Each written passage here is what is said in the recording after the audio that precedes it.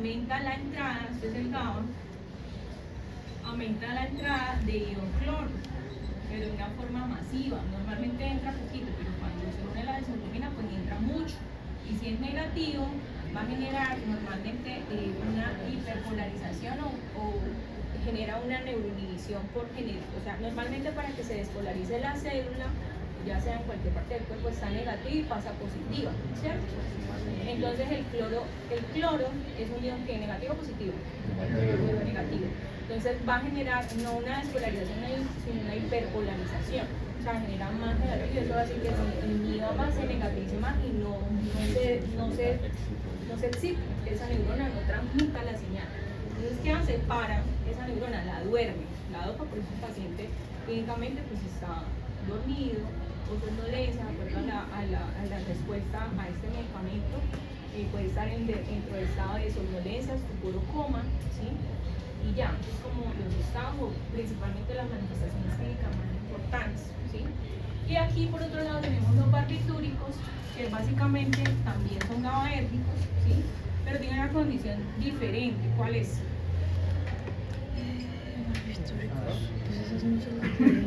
¿Cuál es?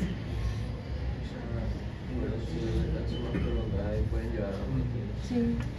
Tienen una acción más prolongada que las besos, sí. Generan una sedación más profunda, sí. Pero hay una diferencia muy importante farmacocinéticamente que no lo han dicho. Exactamente. Que se activan sin necesidad de que haya presencia del GABA. ¿Listo? O sea, son mucho más potentes los barbitúricos que las benzodiazepinas.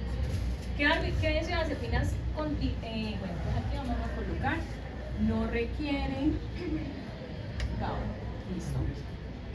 Para activarse. Y también genera mucha más entrada de cloro, mucha más potencia que el mismo benzo, genera mayor neuroinhibición. ¿Listo?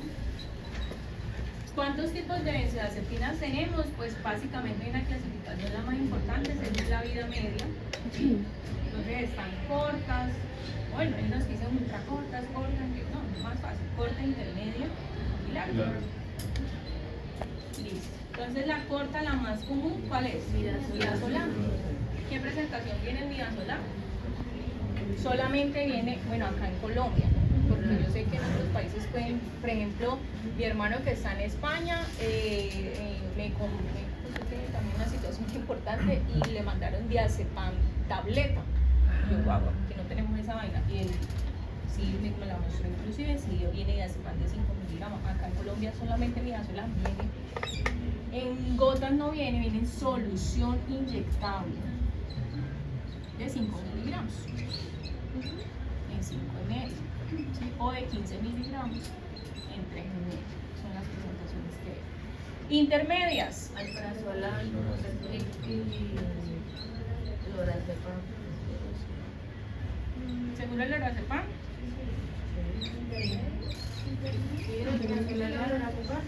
Era larga. Y larga.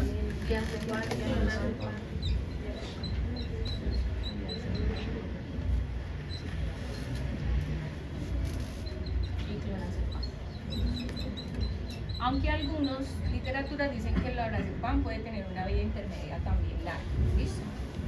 Pero principalmente si es clonazepam y diazepam. Estos vienen también en tabletas, ¿sí? De 0.5 miligramos acá en Colombia. El lorazepam viene de 1 y de 2 miligramos. Y el diazepam viene de ampolla, igual esta solución inyectable de 10 miligramos en 10 ml. Clonazepam, tableta de 2 miligramos. ¿Listo? Y gotas. Solución oral en gotas. ¿Listo? De todos estos medicamentos, el más usado y el más abusado y utilizado como drogas, ¿sí? Inclusive, es el clonazepam. La mayoría de los, no voy a decir de los hinchas del grupo deportivo, porque no, que yo también soy hincha, pero de otra forma, los de la barra brava en general, ¿sí? A nivel país. Por eso son tan agresivos y a veces matan y ellos ni siquiera se desinhiben. O sea, ¿sí? ¿Por qué? Porque toman clonazepam. ellos lo conocen en el majo mundo como Roche o Pepas, o sea, también, o sea, MPPM, ¿sí? ¿Y qué hace eso? Pues neuroinhibe a la persona, lo vuelve agresivo, ¿sí? Porque el diazepam tiene algo, y es que sí, él puede generar somnolencia, estupor y coma, pero hay algunos pacientes que le puede exacerbar un delirio, una agitación, ¿listo? Entonces ellos inclusive se vuelven agresivos y matan a alguien y no se acuerdan que lo hicieron, y eso es muy triste, ¿listo? Profe, ¿eso es por epigenética, por variabilidad? ¿Qué? ¿La respuesta a un fármaco? Sí, exacto. Ah, ok. Sí, siempre aplica eso. Listo. Bueno, eso en cuanto a las vías medias, el mecanismo de acción es igual. Medicamentos que vamos a utilizar en urgencias. ¿Sí? Por ejemplo, casos de convulsiones, crisis convulsivas, clases de agitación, agitaciones psicomotoras. ¿Listo? Entonces, si yo quiero que un paciente, por ejemplo, que llegue convulsionando, me ayuda a yugular la convulsión, puedo utilizar midazolam o diazepam, pero principalmente es más diazepam el que se utiliza por la vida media más larga. ¿Listo? Controla un poco más. Y en agitaciones psicomotoras, como yo necesito que el paciente se controle ya, está re loco, botando silla, oleando silla y groserías por todos lados y pegándole a todo el personal de salud, le necesitamos aplicarle midazolam porque necesitamos que actúe ya y poder inmovilizar. ¿Cuánto tiempo de inicio terapéutico tiene el midazolam? Más o menos de 5 a 20 minutos más o menos, ¿listo? Y el diazepam es un poquito más largo, ¿listo? Pero el diazepam dura más, en cambio el midazolam a los 30 minutos, 1 hora ya no hay efecto terapéutico.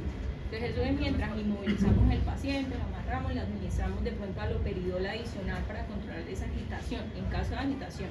Ya las convulsiones sí se manejan con otros anticonvulsivos, por ejemplo fenitomina en algunos casos, por ejemplo levetiracetam, lacosamida u otros que existen nuevos, que eso lo vamos a ver cuando le damos fármacos anticonvulsivos. Sí, dígame Isabela.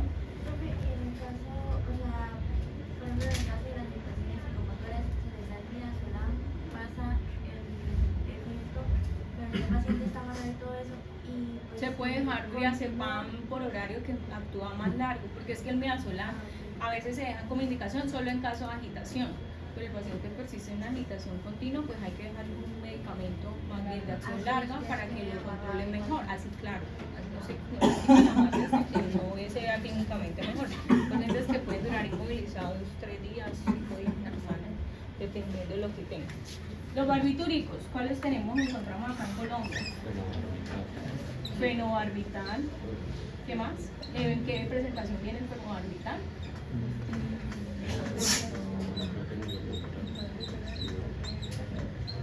En tabletas, en ampollas. Tabletas de 100 miligramos si no estoy mal. En ampollas o solución inyectable mejor. ¿De cuánto? No me acuerdo si es la misma de 100, si no estoy mal. ¿Usted lo tiene? Sí. Listo. 200 miligramos. ¿200? Sí, sí. Listo. Y el tiopental es el que utilizamos sobre todo para inducir coma barbitúrico, ¿sí? Eso lo utiliza, o sí, un coma inducido, o coma barbitúrico. ¿Por qué? Porque este es mucho más potente y me deprime o noquea completamente ese cerebro. Ese se utiliza más en contextos como de UCIs, ¿sí? Que necesito mantener el paciente sedado en algunas ocasiones, no siempre se utiliza tiopental, ¿no? En algunas ocasiones con ciertas patologías genera coma barbitúrico. Hay casos de abstinencias tan graves como abstinencias opioides o alcohol, que son las más difíciles de manejar, que toca llevar al paciente a un coma barbitúrico como para resetear ese cerebro y poder manejar esa agitación, porque no les hace absolutamente nada a ninguno de esos. No les hace nada, es como si le estuvieran colocando agua. ¿Listo? Es difícil. Cuando pasen por urgencias van a ver los pacientes agitados que son bien difíciles de manejar. Benzobarbitúrico, listo. Las reacciones adversas, claramente, pues la más importante es el síndrome hipnótico sedante, ¿sí? La sedación de los pacientes, la depresión respiratoria, aunque la dosis techo de estos fármacos pues es muy alta, dígame. En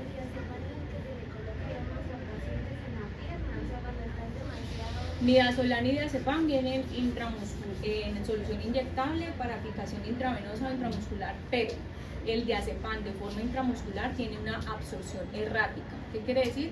Que no llega completamente el medicamento al torrente sanguíneo. En pocas palabras, no deberíamos de utilizar diazepam intramuscular, solamente el midazolam. Por eso el midazolam es el que se utiliza en las crisis de agitación y sí, se puede colocar intramuscularmente en el muslo, en el glúteo, en el brazo, pero acuérdense de las vías de administración intramuscular, ¿listo? El diazepam se puede, sí se puede, pero no va a ser el mismo efecto. ¿Listo? Diazepam es IV, intravenoso. ¿Listo? Va a ser qué? O sea, tú lo colocas, pero no va a generar un efecto terapéutico al 100%. ¿Sí me entiendes? Se va a demorar en actuar o medio lo controla, pero no en todo. Entonces, no es lo ideal. ¿Qué más? Los medicamentos Z, sí, pues claramente ya como lo habló la compañera, Solpidem y la Sopiclona y Esopiclona son los que más se comercializan. Hace poquito se actualizó la lista de medicamentos de control especial y estos fármacos afortunadamente entraron en la lista de control especial. ¿Por qué? Porque eran fármacos que los vendían como si nada en las farmacias. Y resulta que niños, edades de 12, 13 años, con problemas para dormir, precisamente por la adicción al celular, que se puede sentar, que no estés cansado. Aunque váyanse preparando para las clínicas, y uno va a estar parado mucho tiempo en ronda detrás del médico. Estos medicamentos como no tenían control, entonces iban los chinitos a las droguerías que tengan problemas para dormir un niño de 12 años. Problemas para dormir es que falta control parental, ¿sí? Pegados al celular, a la tablet, a videojuegos, pues claro, cualquiera se le trastorna el sueño, si no hay un control, una disciplina en el control del sueño desde niños, ¿sí? Entonces los de la farmacia le hacían fácil, sí, tome Sopiclona.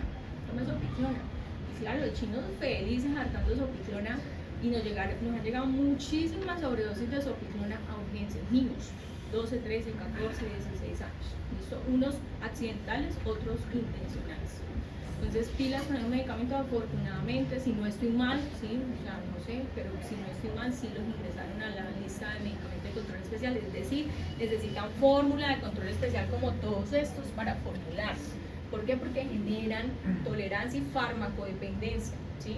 Y si lo suspendo abruptamente, síndrome de abstinencia, aunque cuando recién crearon los medicamentos Z o análogos de benzodiazepina, también llamados, sacaron la promesa de que no iban a generar adicción y dependencia como lo hacían las benzos. ¿Sí? Esa era como la promesa o el plus del fármaco, pero realmente eso es otra cosa, la realidad. Tengo muchos pacientes con dependencia, pero altísima a la Sopiclona. Pacientes que toman 30 tabletas de Sopiclona todos los días. No les hace nada. Entonces, ¿sí o no van a generar tolerancia a dependencia? Pues claro, eso sí es un concepto de tolerancia y dependencia a adicción. No lo de lo que ayer aclaramos de los antidepresivos, eso no, es otra cosa. ¿Listo? Entonces, pila muchachos, es un grupo de fármacos importantes, ¿sí? Me encanta hablar de benzodiazepinas, de barbitúricos, y sobre todo las benzos, porque es lo que más utilizamos los toxicólogos para casi todos, es como el as bajo la manga de nosotros, siempre benzos. Hay que saberlo utilizar, no hay que tenerles miedo. A veces la enfermería les da miedo colocar esos medicamentos, pero ¿por qué? O sea, si tienen todas las indicaciones. Y si pasa algo, pues si hay depresión respiratoria, falla ventilatoria, pues se intuba y se soporta al paciente, pero ¿qué más? O sea, toca hacerlo, ¿cierto? O sea, hay solución, que es lo importante, hay solución. Raramente pasa, rara vez pasa, ¿sí? Y además, si hay una sobredosis exclusiva por benzodiazepinas, ¿cuál es el antídoto? Pues yo sé que eso no lo tienen porque yo no les mandé a estudiar intoxicación, ¿sí? Pero el antídoto se llama flumazenil. Flumazenil. Flumazenil. ¿Con Z? Sí, flumazenil. Viene en ampollas y básicamente es un antagonista a esos receptores y desplaza la unión de benzos con los receptores y impide que se siga extinguiendo el GABA, entrando más cloro a la neurona, ¿listo? Entonces, de esa manera funciona el antídoto y pues realmente casi no se utiliza mucho. Yo en mi vida, yo no sé, llevo ya 6 años ejerciendo como toxicóloga, soy muy amateur, o sea, digamos que apenas estoy empezando mi vida de toxicología, porque ojalá Dios lo que me dé sí, de todo lo que me falta, pero hasta el momento yo personalmente nunca he utilizado fumacin. Entonces, por eso les digo que es un antídoto que muy rara vez se utiliza, pero sí hay disponibilidad en las instituciones, inclusive en el carro de paro está, ¿sí? Y pues claramente, si llega un paciente intoxicado exclusivamente con MERS y está con la triada de presión respiratoria neurológica, pues yo lo puedo utilizar, ¿listo? Es algo que tienen que saber. Barbitúricos muy utilizados, sobre todo el fenobarbital es el más usado claramente para manejar epilepsias de forma crónica, tiene sus reacciones adversas importantes, por ejemplo la encía, la gingivitis, no sé si la mencionó, ¿sí? Un engrosamiento de la encía en esos pacientes, sobre todo los niños, que cuando desde niños empiezan a usarlo. Se han actualizado más los anticonvulsivos por otro tipo de anticonvulsivos más seguros, que eso lo van a ver ya en el tema de anticonvulsivos. Y ya eso es como todo. No sé si alguien tenga alguna opinión adicional a este tipo de medicamentos, ¿no? ¿Todo claro? ¿Seguro? Listo, entonces vamos a repartirlos.